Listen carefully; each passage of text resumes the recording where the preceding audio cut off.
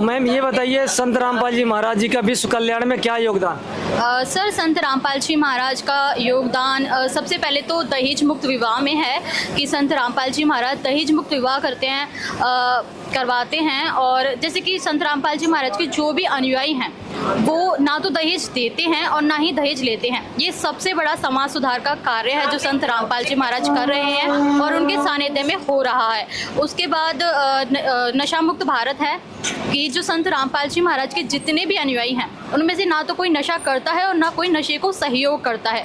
तो ये भी एक समाज सुधार का कार्य है, क्योंकि आप सब जानते हैं कि जो नशा है वो हमारी युवा पीढ़ी के लिए, खासकर यूथ के लिए कितना ज़्यादा हानिकारक है। तो इसमें संत रामपाल जी महाराज का बहुत अच्छा योगदान है कि वो हर किसी का जो भी नशा है वो छुड़वा रहे हैं। चाहे किसी का, जैसे बहुत से लोग हैं जो नशा नहीं छोड़ पाते और आज वो संत रामपाल जी महाराज से नाम उपदेश लेने मात्र से, परमात्मा की सत्य भक्ति करने मात्र से नशा छोड़ रहे हैं। और इसके अलावा जैसे कि जात पात है, इसमें भी संत रामपाल जी महाराज का योगदान है। और आप खुद देख सकते हो संत रामपाल जी महाराज के यहाँ कोई भी ऊंच नीच, अमीर गरीब कोई भेदभाव नहीं होता। संत रामपाल जी महाराज के आश्रम में सभी के साथ समान व्यवहार होता है। तो भ्रष्टाचार के ऊपर भी अगर हम भ्रष्टाचार के ऊपर भी अगर हम देखें तो यहाँ भी संत रामपाल जी महाराज का विशेष योगदान है, खासकर बॉलीवुड में। जैसे कि आज का यूथ बॉलीवुड से बहुत कुछ सीखता है और सीखता क्या है, नेगेटिव चीज़ें। तो संत रामपाल जी महाराज का इसमें ये योगदान है कि संत रामपाल जी महाराज ने अपने सभी अनुयायियों को बॉलीवुड यानी कि फिल्म इंडस्ट्री से दूरी बनाए रखने के लिए कहा है कि कोई मूवी नहीं देखनी। क्यों? क्योंकि इससे हमें गलत चीज़ें सीखने को मिलती हैं। तो इसमें सबसे बड़ा योगदान हम मानते हैं कि बुराइयों से संत रामपाल जी महाराज अपने बच्चों को, अपने भक्तों को दूर कर रहे हैं। और इसके अलावा पाखंडवाद, जो कि हिंदू नहीं बल्कि सभी धर्मों में चरम सीमा पे, अगर आज देखा जाए तो मुस्लिम धर्म में, ईसाई धर्म हो या फिर कोई भी धर्म हो, खासकर अगर बात करें हिंदू धर्म की तो बलि देना, न जाने कितनी पाखंडवाद चल रहा है।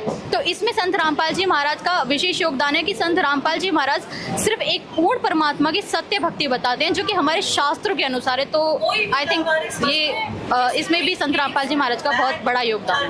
मैम, हमारे दर्शकों को आप क्या संदेश देना चाहेंगे? सर, मैं दर्शकों को यही संदेश दूंगी कि आप सभी संत रामपाल जी महाराज का जो सत्संग है या उनके जितने भी लिटरेचर्स हैं या उनकी बुक्स हैं जो कि स्पेशली जीने की राह, ज्ञान गंगा, उन्हें जरूर पढ़ें। क्योंकि इसमें हमारे शास्त्रों के अनुसार सत्य भक्ति बताई गई है। और जो एक बुक है जीने की राह, इसे सबसे ज़्यादा जो कि नेता से लेकर अभिनेताओं तक पहुँचाया गया है। सब पढ़ रहे हैं, आप भी पढ़ें। क्यों? क्योंकि इसमें आज की जो युवा पीढ़ी है, एक्चुअली जो इसका नाम है जीने की राह, इसमें वही लिखा भी है कि इसमें जीने की राह बताई गई है। तो इसे ज़रूर पढ़ें। इसके अलावा संत रामपाल जी महाराज के सत्संग है जो कि साधना चैनल पर या फिर यूट्यूब पर संत रामपाल जी महाराज ऑफिशियल यूट्यूब चैनल है, उस पर जाके उनके सत्संग सुने, जिससे आपको सत्य भक्ति के बारे में पता चले, आपको पता चले कि वास्तविक सत्य भक्ति क्या होती है। आपका बहुत बहुत धन्यवाद। Thank you sir. आप लोग सतलोक आश्रम धनाधाम में किस लिए गए? हम सतलोक आश्रम धनाधाम में अब कबीर साहिब जी का प्रकट दिवस था 627वां, उसका भंडारा चल रहा था, विशाल भंडारा 3 दिन का था, इसलिए वहाँ पे हमें बहुत अच्छा लगा और भंडारा भी बहुत अच्छा था, स्वादिष्ट था। तो आप बताइए, अभी आप छोटे हो, बालक हो, आप लोग का अभी पढ़ने लिखने का टाइम है, आप लोग भंडारे में जा रहे हैं, आप लोग को किसने बताया? सर, हम पढ़ते भी हैं और अभी हमारी जून की छुट्टियां पड़ी हैं तो कबीर साहिब जी का प्रकट दिवस था, उसमें हम गए हुए थे। तो आप लोग बताओ, वहाँ पर आश्रम में क्या क्या खाए? हमने लड्डू जलेबी खाए थे, हलवा और लड्डू था, और हमने चावल पूड़ी खाए थे, चावल और कड़ी भी खाए थे। आप क्या खाए थे? बर्फी। उनके गुरुजी क्या ज्ञान देते हैं?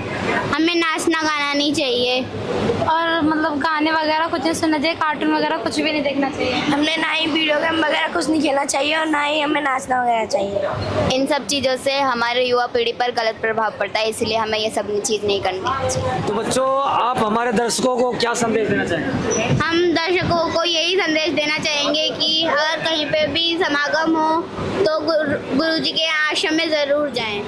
हम उनको यह संदेश देना चाहेंगे कि वह आश्रम में आकर जरूर देखें और नाम दीक्षा प्राप्त करें, जिससे उनकी जिनकी और लाइफ सुधर जाए। दूसरों के कहने पर ना आए, एक बार आश्रम में ज़रूर आकर देखें। आप लोगों का बहुत बहुत धन्यवाद। सच्चाई।